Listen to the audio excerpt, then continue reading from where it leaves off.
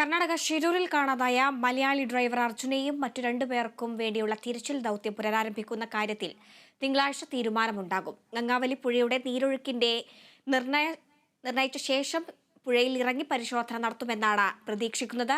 മഴ കുറഞ്ഞതുമൂലം രക്ഷാദൌത്യം പുനരാരംഭിക്കുവാൻ കഴിയുന്ന സാഹചര്യമാണെന്നാണ് ജില്ലാ ഭരണകൂടം വ്യക്തമാക്കുന്നത്. ഷിരൂരിൽ മണ്ണിടിച്ചിലിൽ കാണാതായ അർജുനായുള്ള തെരച്ചിൽ ബുധനാഴ്ച പുനരാരംഭിച്ചേക്കുമെന്നാണ് വിവരം.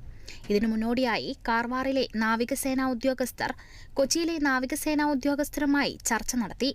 നിലവിൽ 4 നോട്ട്സാണ് പുഴയിലെ അടിയൊഴുക്ക്. കൊങ്കൺ മേഖലയിൽ വരുന്ന 2 ദിവസം കൂടി മഴ കുറഞ്ഞാൽ നേവിയുടെ മുങ്ങൽ വിദഗ്ധർ തെരച്ചിൽ പുനരാരംഭിക്കും. വരും ദിവസങ്ങളിലും കാലാവസ്ഥ അനുകൂലമായാൽ പുഴയുടെ നീരൊഴുക്ക് 2 നോട്ട്സിലേക്ക് കുറയുമെന്നാണ് ജില്ലാ ഭരണകൂടത്തിന്റെ വിലയിരുത്തൽ.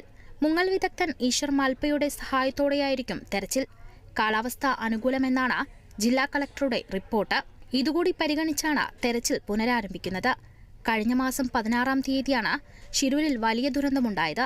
അപകടത്തിൽ 8 പേരാണ് മരണപ്പെട്ടത്.